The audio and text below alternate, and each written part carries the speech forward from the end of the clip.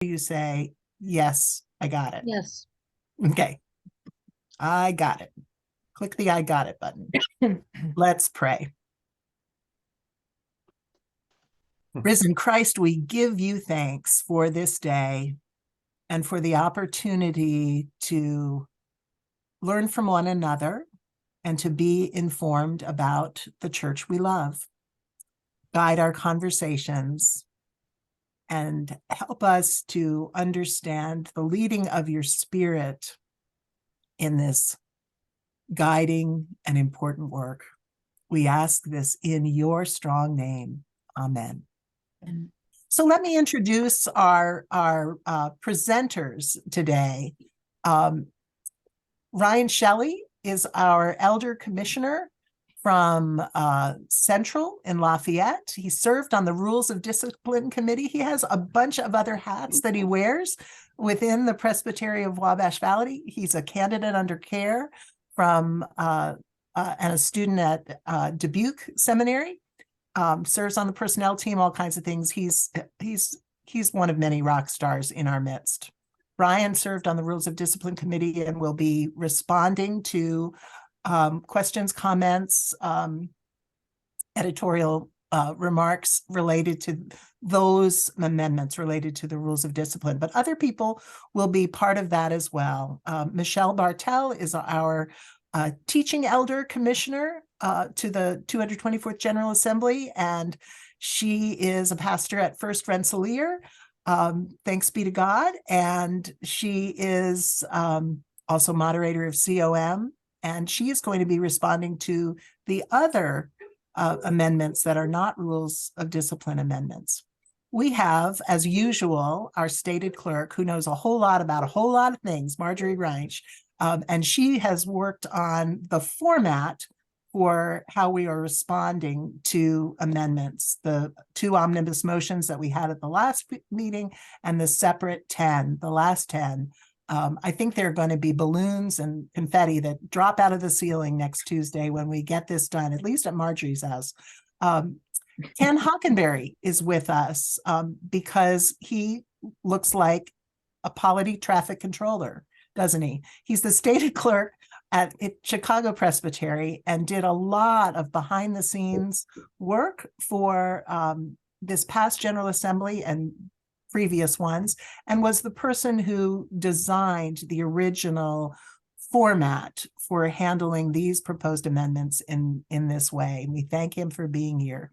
And I want to say that all of you are important, but it's very nice to have Terry Epling with us, who is pastor at the Garrett Church outside of Fort Wayne, and also the stated clerk of the Presbytery of Whitewater Valley, and knows just a few things about polity and rules of discipline and all the things.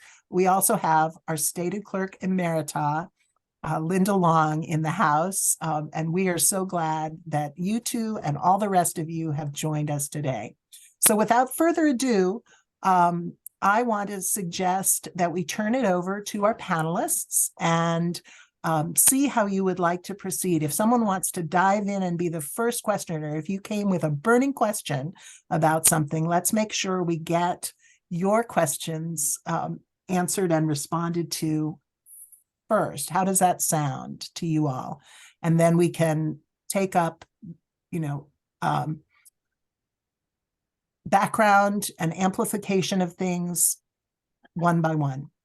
We only have an hour now, 55 minutes. Does that sound like a plan? So it's going to be a little scattered, Ken, for the slides, but I think you all are able to do it and juggle and chew gum and eat your lunch and learn and listen all at the same time. So who is the first question?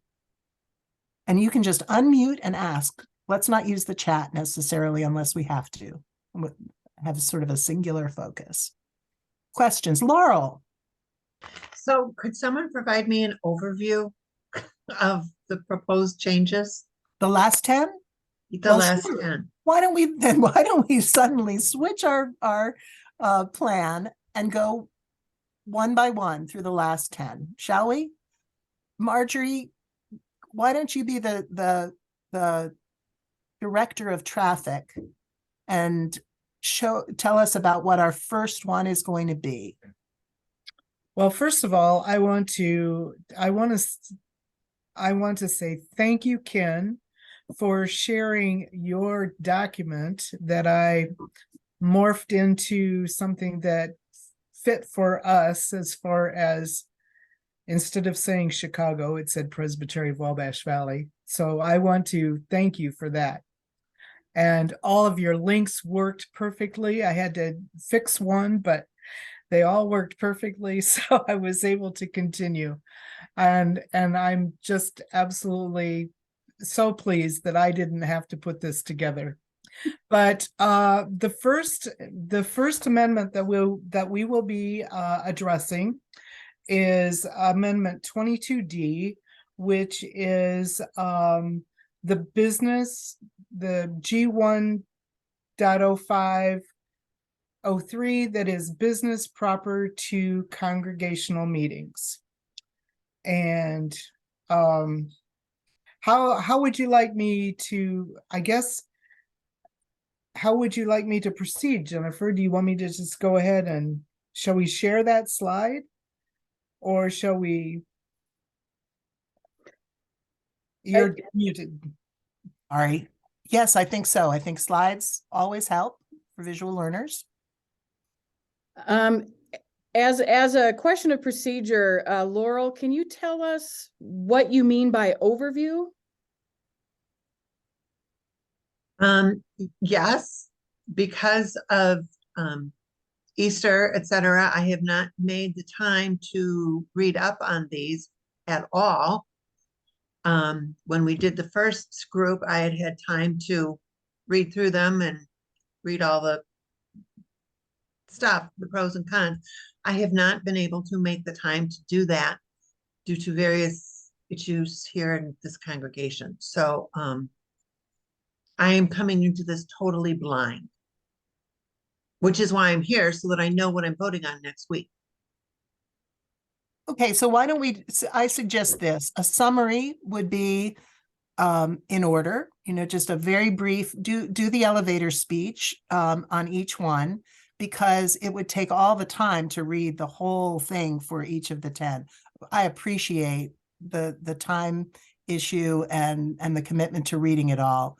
It sounds to me, Laurel, like a summary would be helpful. And if you want to take a deeper dive on something that you want to learn more about, you can do that between now and Tuesday, hopefully, maybe. Please God. Okay. 22D adds language that allows for business that, the whole list of business that a congregational meeting can attend to and include. There's new language that would include also receiving a disciplinary decision against a member of a congregation that comes out of the rules of discipline. Okay. So that's it in a nutshell. Ryan, anything you want to say about that? No? You're muted. You're on mute.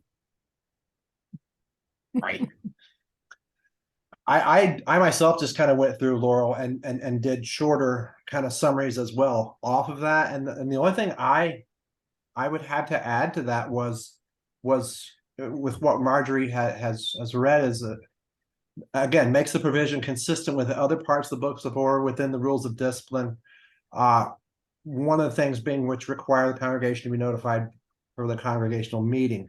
The main part of that I'll piggyback off of Marjorie was just adding that piece in there about the congregational meeting receiving a disciplinary decision against a member being included. Does that help? I think that's helpful addition. I don't think Laurel wants to have her lunch interrupted with each amendment to see if that was good. If anybody has further follow-up questions to whatever is presented, just raise your hand either with the reaction hand or with your own real live God-given hand. Amendment 2, second one. Amendment 2 is 22E, which is amending the categories for presbytery membership. And it's basically removing the word honorably from honorably retired. And it's removing that word to just go to retired. Okay, don't all raise your hands at once. We're anticipating this will be, that there will be conversation about this. Questions? Comments? Further clarity? The real debate will come on Tuesday. Thoughts? A moment to influence your peers? I do not see any hands. Ken Hockenberry, I stick with what I said about this being a lovely, friendly presbytery. I was wrong. I was wrong about this amendment being controversial, but I think it still may be on Tuesday. How about Amendment 3, Marjorie? 22, oops. I just clicked a link. I didn't want to do that. Amendment 22I is adding a requirement of a minimum of 12 weeks of paid family leave in terms of call. Okay, this is Michelle's area. Questions, comments, Michelle, thoughts? Anyone? Another important one that is still being debated. Laurel? Laurel, you're on mute. Is this per year, per call? Is it limited to a new child or? It's per year. It's not limited to two per child. It is for any, I'm doing this off the top of my head. It's for foster placement, adoption, or birth of a child. It is for recovery from loss or major life event. And there's one other thing that I'm blanking on right now. 3 things in the life of a pastor that require time for healing. And Yeah. I could just add, I have it up. It's a leave to provide care for an ill or disabled family member. there it is. That's what. Thanks, Ken. Very helpful. Thank you. Questions, comments, further clarification? Karen, which amendment are we on? My internet cut out briefly. Oh, it's to me. I'll answer you privately. Great. Karen, we're on our 4th amendment, the one we're considering 4th on Tuesday. So now 4. That is 22Q, which is authorizing presbyteries to establish minimum requirements of severance packages in terms of call and establish compensation for temporary pastoral settings. Okay. Questions, comments? Michelle, this would be you again. If you have anything to add. I don't have anything to add. Okay. Thank you. Nobody has anything to add. Well, fine. How about our 5th one then, Marjorie? 22S is expanding and clarifying confidentiality requirements for ministers and commissioned pastors. Okay. Questions, comments? That's not rules of discipline, right? That's government. It's stuff. G4, It's G4 G. dash or G So dash. Michelle, comments? Well, I don't know how people are receiving or perceiving this way of going through things. That's one worth talking about, even if it's not controversial. There was a recent case, I can't remember what denomination it was, but a pastor was okay with not breaching confidentiality, even though because he maintained it, another very young child was continually being abused because he didn't talk about it. So within this, there's a really profound justice question, I think. So I encourage you to read up on it and the commentary that was there. you can find all this stuff in our meeting papers online. Michelle, this is exactly what I envision this being about, not just controversial things, but clarification. And, you all are human highlighters, I think, today, Mhm. to help us focus on what In we in need. that case, I want to go back. I thought I was waiting for questions and was Well, gonna. let's go ahead. Go ahead and go back then. Okay. I'll go back in your heads, rewind. I want to go back to the second one, 22E, which seeks to amend G20503, categories of Presbyterian membership, to remove the word honorably, and to not include that when we talk about somebody being retired. This was very controversial, and the arguments against this and for it came from completely different perspectives. The argument against it was the people who have had long careers, who have been expecting to have that status accorded to them when they retired. The people who are for it are people who are supporting those who have been traumatized, harassed, abused, and so many other things by pastors.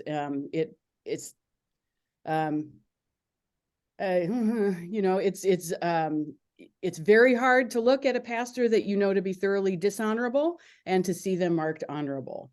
And it doesn't really do anything except say somebody's retired, because currently everybody's honorably retired. Thank you for that.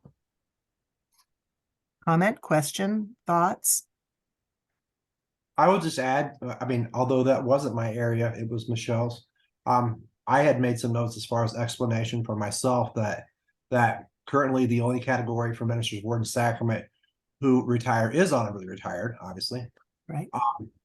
And that in that thought or mind frame that does not fit when some ministers are retiring from less for honorable reasons. Being so,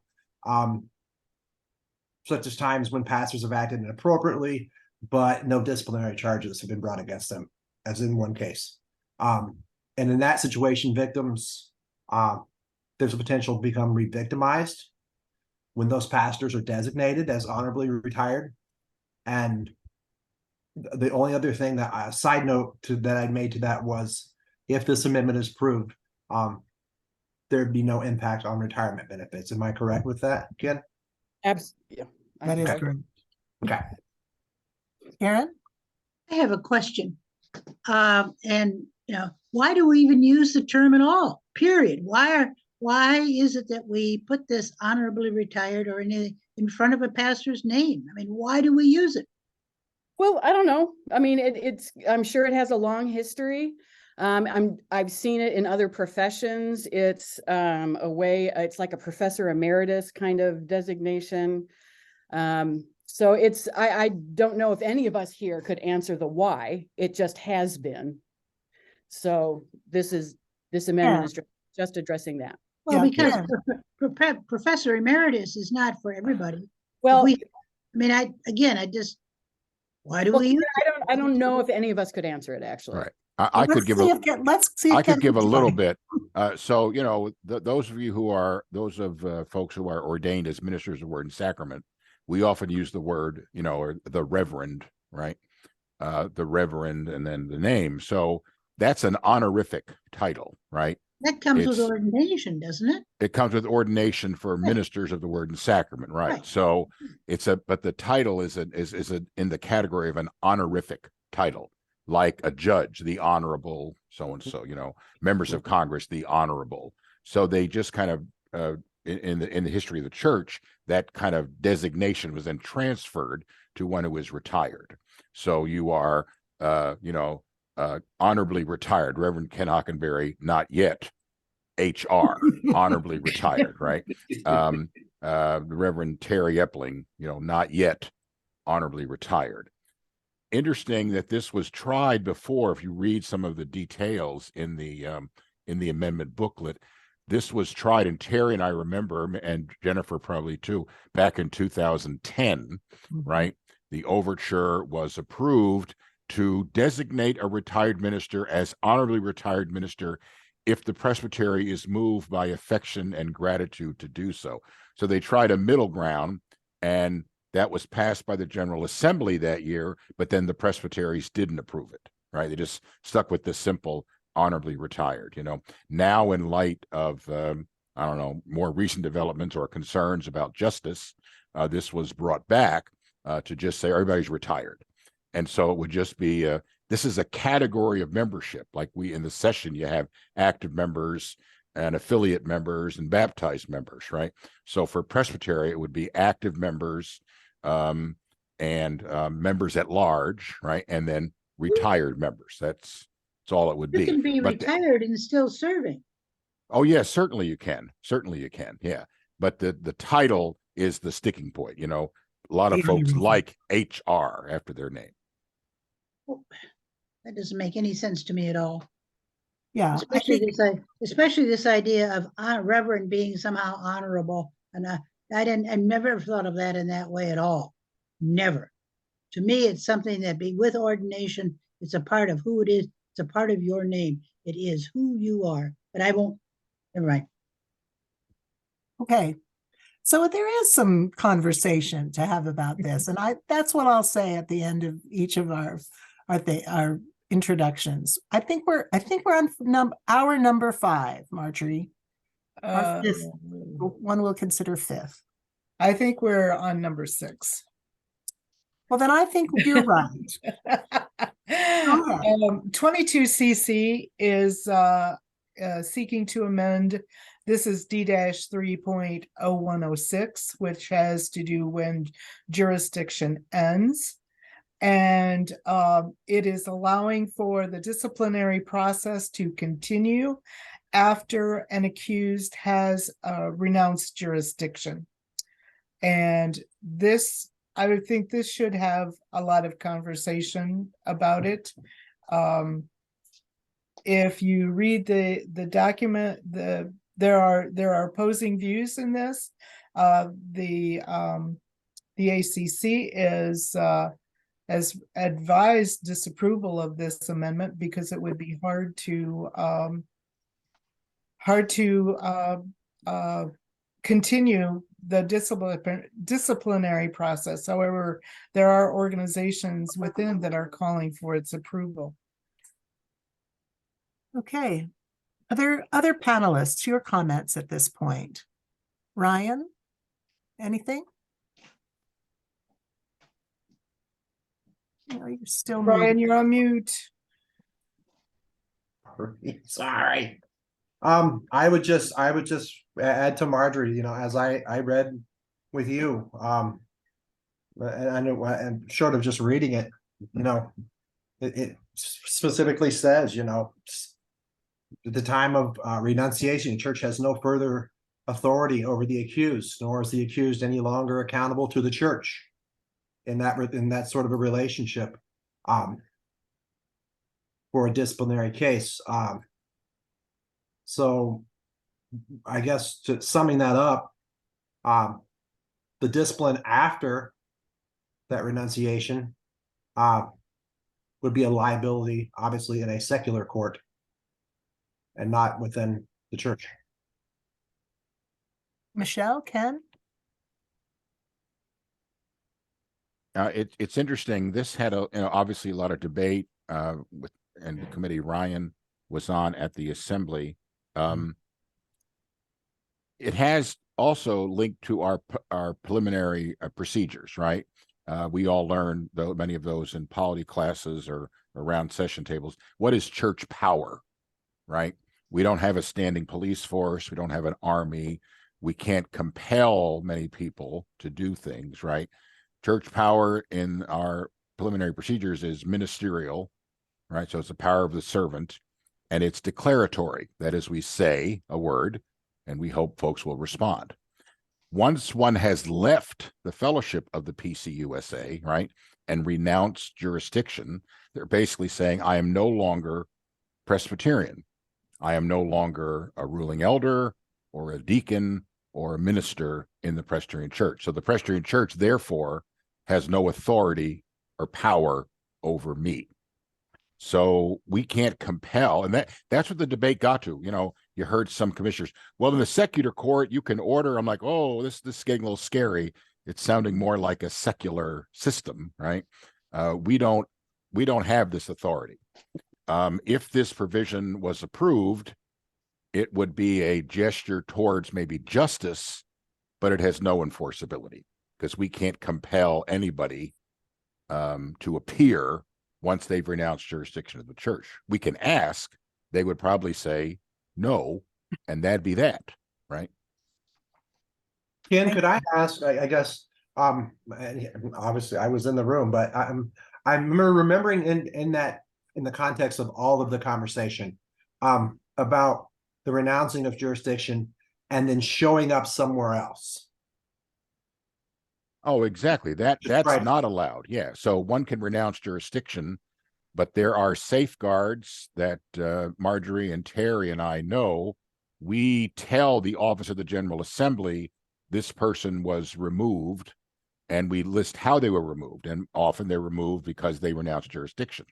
So if that person moves then to another jurisdiction, another presbytery, and they, oh, I want back in, as soon as that process starts, there would be an awareness through our national system that that person has renounced jurisdiction, right? And that's true for minister members. I don't know if that's there's no national directory for ruling elders who've renounced jurisdiction, but there certainly is a directory for ministers who have renounced. So that would be nearly impossible within the PCUSA. They could go to the PCA or the ECHO, or, some other group.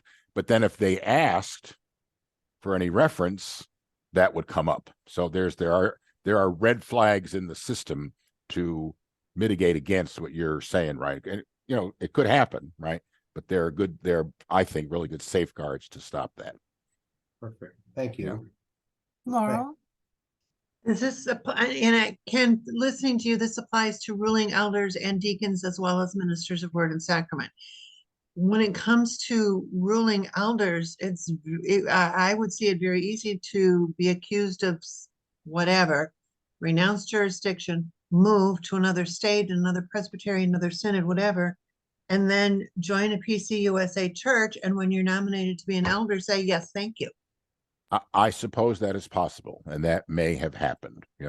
I don't know what the statistics are. Terry, you might know for, how many ruling elders have renounced jurisdiction and moved. It's mostly, I would guess, ministers of word and sacrament who do this. Okay. But and it's sometimes members. We had this new provision you all talked about earlier that a congregation can receive a report about a member who was under discipline, and the rules there are kind of thin, right?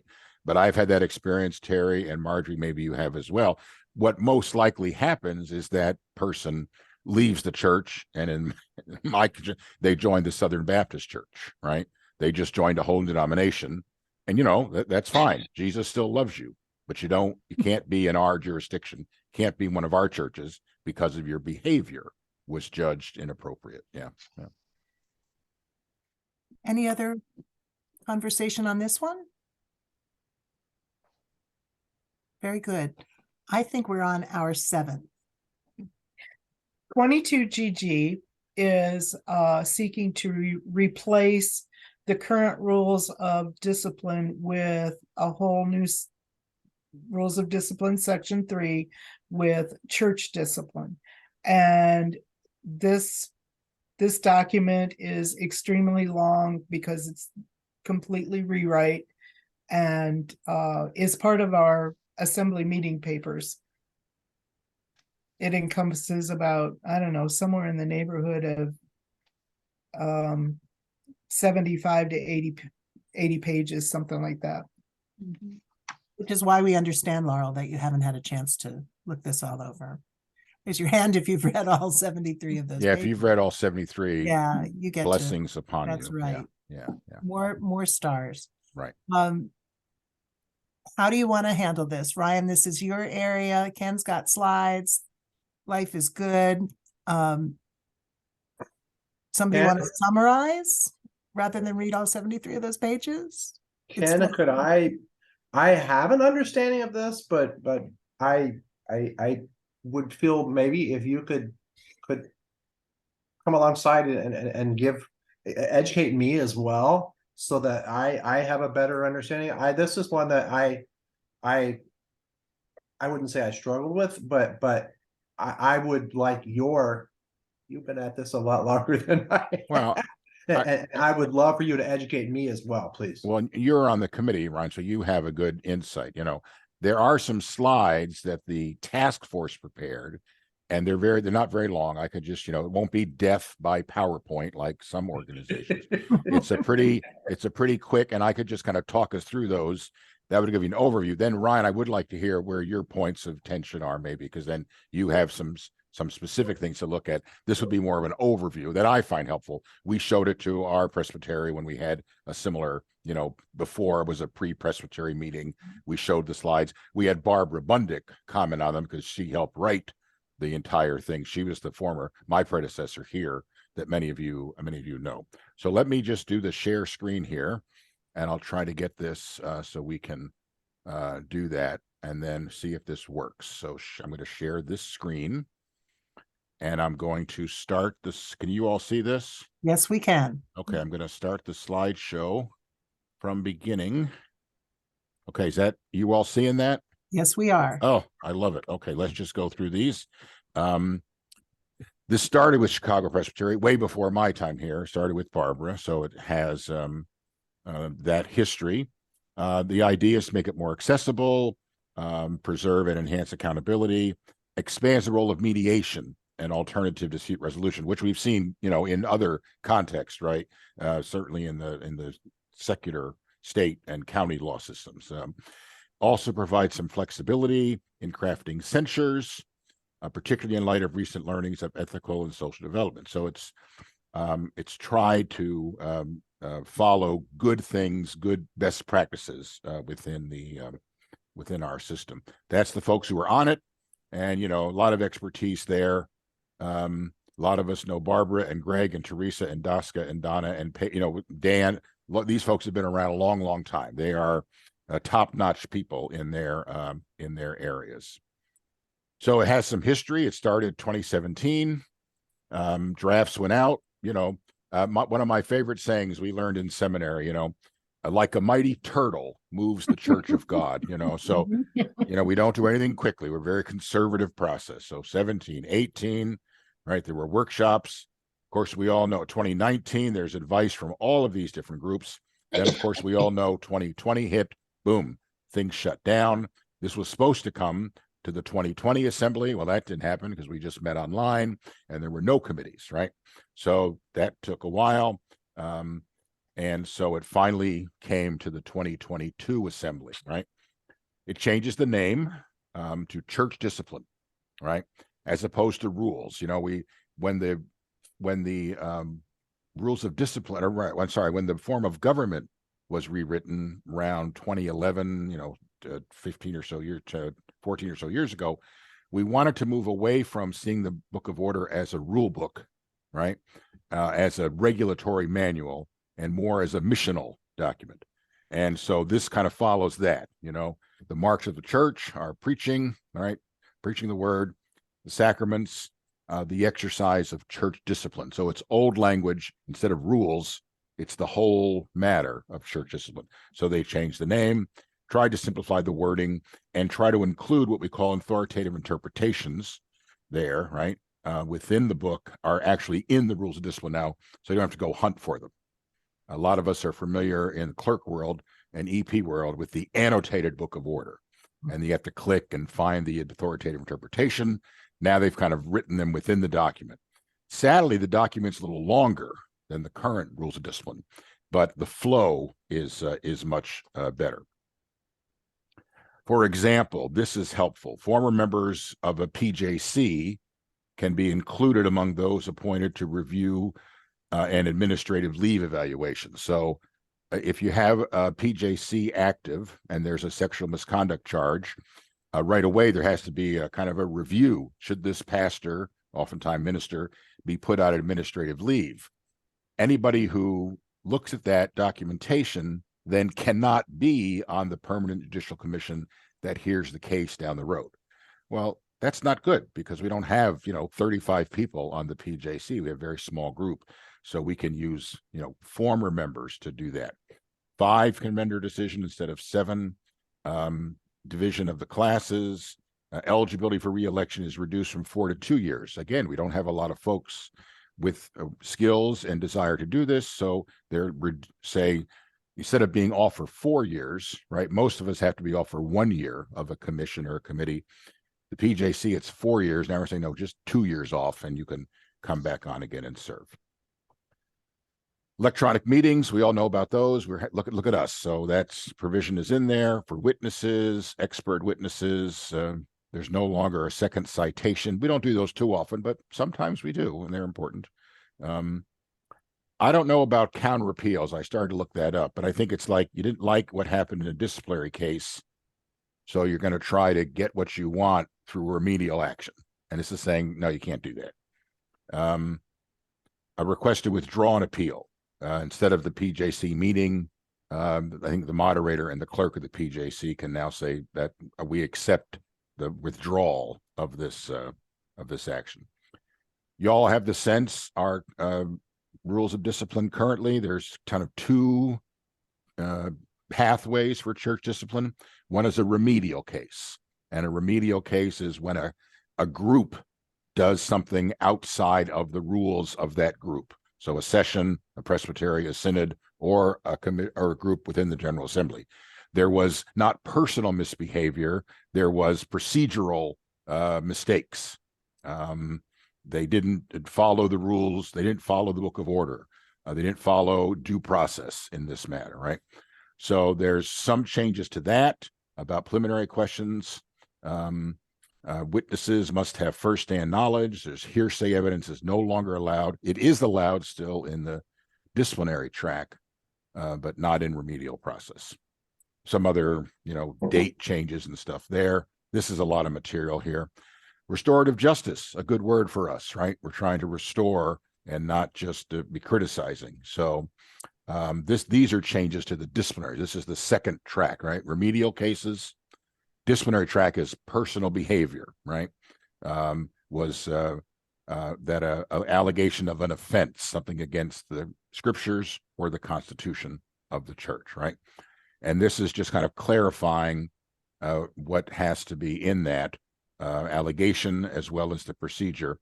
Beyond a reasonable doubt, we all know that from TV shows and stuff, but it expands it here right in the rules a little bit, right? Statute of limitations is removed. Now, I don't know if that one completely passed or not. We have to, this may not be, that last one I have a question about, and Ryan, maybe you do as well.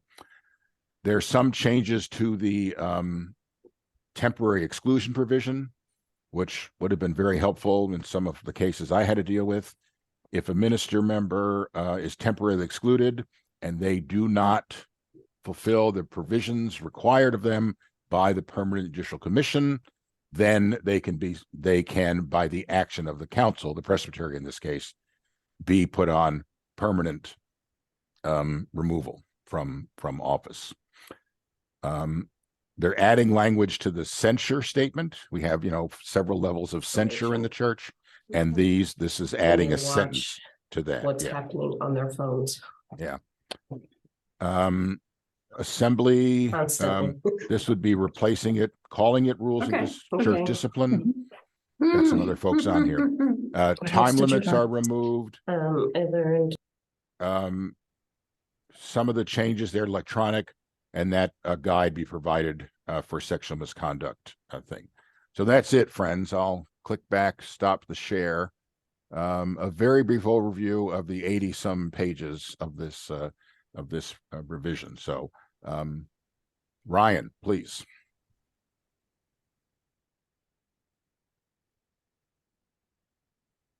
How do I follow up with that? Wow.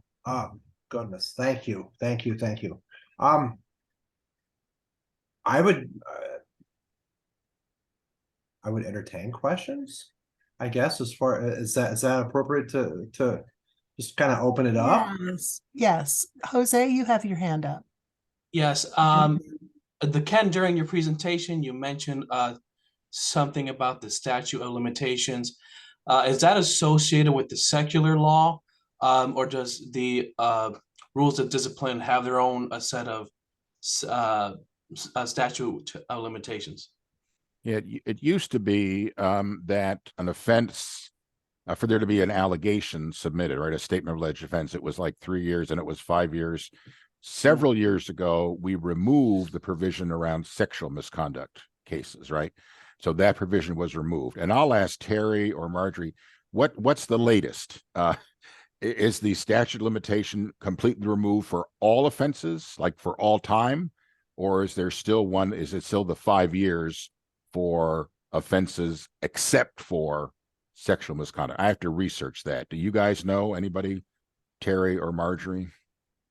I believe that the statute of limitations is still in effect for everything other than Okay. the sexual misconduct piece. That's my thinking as well. Yeah. Terry, I don't know if you have any more insight there, but yeah. And it kind of follows what we see. Well, the church was out ahead of this. Some of these provisions for removing the statute of limitations on sexual misconduct cases came out of the abuse scandals from other churches. We wanted to say, especially the Roman Catholic Church, we wanted to say, no, if sexual misconduct happened 10 years ago, 15, 20, it was wrong, and we can still exercise church discipline when that happens. We had a case here recently, and our presbytery had that very, very provision. Behavior from 12, 13 years ago had implications for today. So, yeah. Okay, Joel's hand is up. Joel. Yeah, thanks, Jennifer. This is not so much a Ken question, more of like an order of operations question. So this may be more pertinent for our presbytery meeting next week. But my curiosity is, we've got a number of things with the Book of Discipline, or excuse me, Rules of Discipline that we're taking on. And if we were to bring in church discipline and that whole reformatting and rethinking of the rules of discipline, then that would maybe render retroactively not active the other amendments for the rules of discipline. So I'm curious, for our presbytery, what's the order of operations there? Kind of answering the first vote with the other things. Marjorie, do you want to speak to that? I'm not sure that I understood the Okay. question. Well, I think Joel is saying the one vote on adopting the whole rule of discipline. He's asking what order in which we will take these things up on Tuesday. And we talked about that in the meeting yesterday. We decided to go with this format of the 10. And Marjorie, talk about the reasons for that. We're tackling these in the order that we received them. I did not reorder them or anything like that. The next, it may feel like that they are a little out of order to some minds. And because this was the way that we received them, I did not reorder them. And so therefore, this is the way that they're going to kind of roll out. And some of these amendments are in place in case that this particular piece would not be like some of the amendments are for the current rules of discipline. And however, this particular piece is a whole new rewriting, and those pieces aren't necessarily already in this new rewrite of as I understand, of the rules of discipline. However, or the church discipline. However, if that does fails, then some of these would be changes to the current rules that we already have.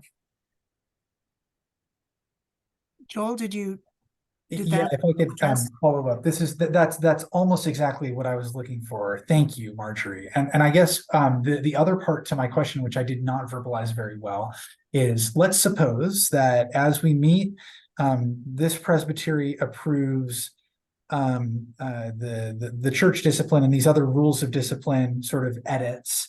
with sort of priority and preference going to the rehaul of church discipline.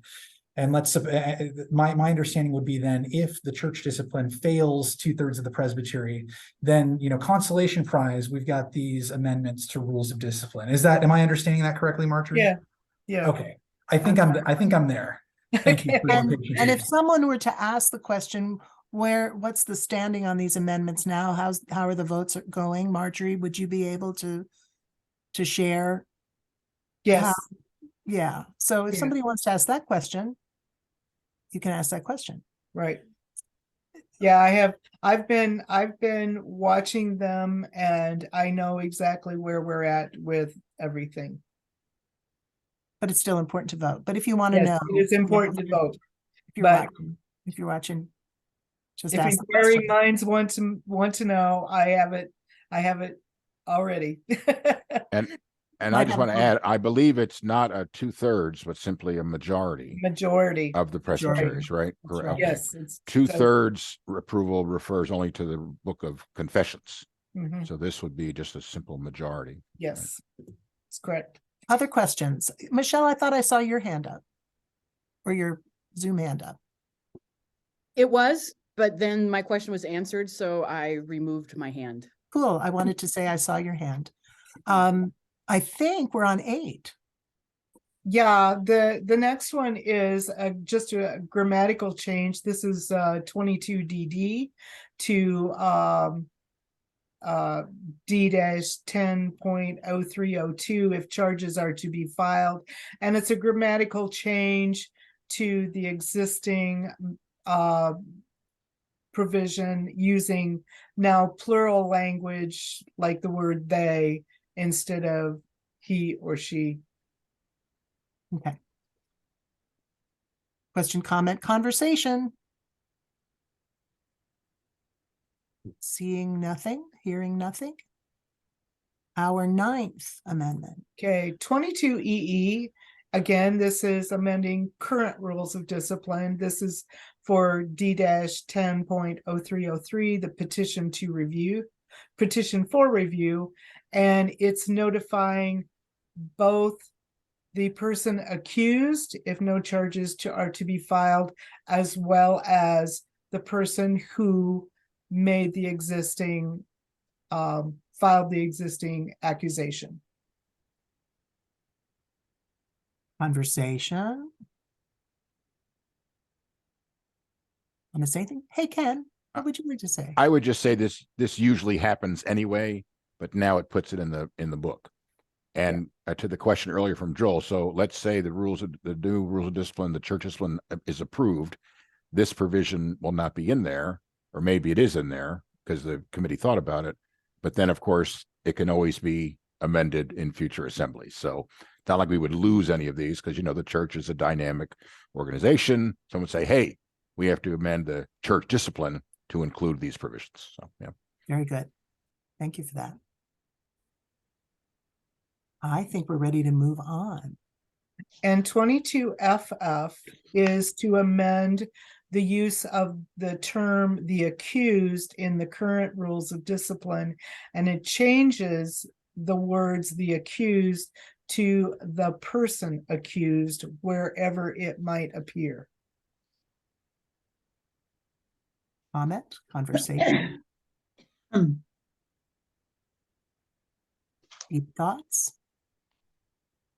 Again, I think Ken. this is oh, sorry. Yes, you, Ken. Okay. It's You're Ken. a softer, gentler approach. I think this is, it's behavior that we're concerned about, right? So we want to say the person who behaved this way, not you're a bad person, you're Okay. accused, right? And sometimes, again, we just had a case here where that's how I listed it, so and so was the accused, and that just came off kind of. I'm like, it does come off kind of slap in the face, You're the accused. Well, like the thing says, anybody, just like we say, anybody could sue anybody for anything in the secular, the problem is proving it and, convincing a jury, whatever. Accusations can be made very easily, right? And frivolously. So this is kind of, I think, a little gentler, right? The person is accused of some behavioral thing They aren't the accused, the guilty language. Ryan, did I you just- muted? I would add just exactly where Ken left off with, does not give the impression of bias or partiality. Yes. Great. Other thoughts, comments on that one? We're done. Correct? Have I? corrected? If I could, I'd just like to ask Ryan, did you have some bones of contention with the whole church discipline thing? You kind of hinted at that earlier. Did you want to explore any of those, Ryan, or I not? didn't. It was mostly with me wrapping my mind around understanding it. And with your slides and everything, you certainly educated me today, and I appreciate that. Thank you. It's a steep learning curve. Oh my for- goodness, it's overwhelming. Especially for a ruling elder who's not been involved to this extent before. Right. And I think it's a great way to close to say, we have an opportunity, all of us in 2023, should these things pass, particularly the church discipline piece, to acquaint ourselves, again, like knowing where the fire extinguisher is and hoping you never need it, right? We need to be aware of all of this and somewhat conversant, because it's a huge learning curve if you're involved in such in a disciplinary matter. Yeah. Joel, you have your hand up. Marjorie, I am an inquiring mind, but I wanted to wait until we got through this. So if there are more questions, I'd love to know if you've got the deets on how these amendments are going. But I don't want to, yeah. I think you asked the question on many minds, Joel. and we're glad for you every single day for that inquiring mind. Margie, do you want to share with us how things are going so far in the PCUSA on these amendments? Right now, there are 3 amendments still needing approval, needing the total number to pass for approval. So those happen to be the categories of presbytery membership, the addition to terms of call, and when jurisdiction ends. And all of them are very close, but and there are like about 50 presbyteries yet to vote. And this was as of March 12th. So I am expecting here to go. PC Biz is not necessarily updating on a like you can go in and watch the score. They're rolling it out about every 2 weeks. So that's where they're at right now.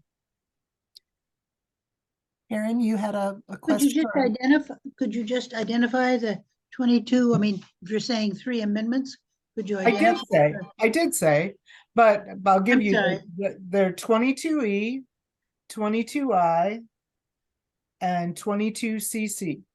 Thank you. That helps And me. I would also add that the document is in the assembly meeting papers. And I would encourage you, they're all hot links. So you can click on any one of those. You can click on any one of the amendment identifiers like 22DE, whatever. It will take you to the full amendment with the background and rationale. And when you get done with those 1 or 2, however many pages, there's another hot link that will take you back to the page so that you can go review the next one if you so desire. So there are hot links on these documents. They're all working and will take you, back up to the top so that you can review and study the next one in order. And Marjorie's made it so that if your internet supports opening a bunch of things and being on a Zoom call at the same time, you can do this during the meeting on Tuesday. So you can be following along and not be Jennifer Lewis saying, I think we're on this one. Duh. Right? You can follow along right on top of things and get the wording straight from the documents themselves. You just need to look at your assembly papers. We thank Marjorie very much, Marjorie and Vicky both, for their careful attention to this. We want you to be informed. Absolutely. Yeah. And I just want to add too, to what you said earlier, Jennifer, this is a lot. We, remember COVID. So we had a whole cycle where everything was referred. And so this is really 4 years, 2 general assemblies worth of stuff. So hats off to all of our presbyteries and you all for taking time to look at this stuff. It is overwhelming, enough said. It is overwhelming. Yeah. We've had several people, Vicky, who've said they'd like to review the video. If they could, prior to Tuesday, is it possible we can have it up on our YouTube channel fairly soon? I will have it up on YouTube before I leave today at 5 o'clock. We Okay. also had somebody ask for the slides. Is it possible those could be made available?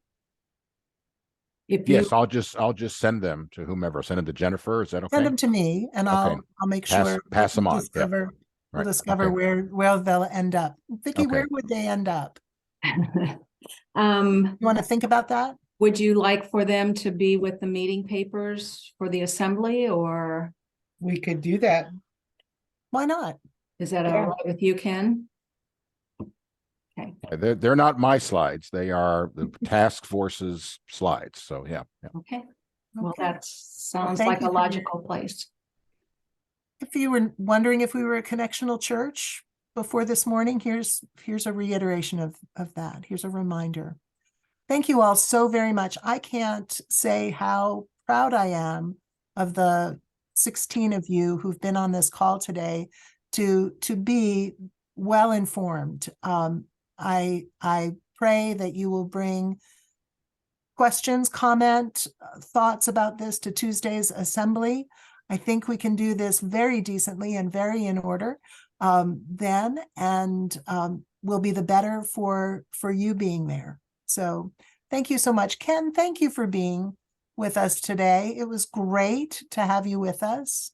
Great are to see, great to you're the- see you all. Yeah. you're the yeah, denominational air traffic controller, Yeah. I think, or the synod. Very And nice. even good to see John Erder, who was we were together years and years and years ago in a presbytery. So Yeah. Syracuse, right? Or was it Louisville? I get mixed up. Anyway, yeah. He thinks so. He's ours. That's all that matters. Very good. Everyone, peace be with you. Thanks for joining us. Go with God, and we look forward to seeing you next Tuesday, if not before. Take care. Bye-bye. Bye.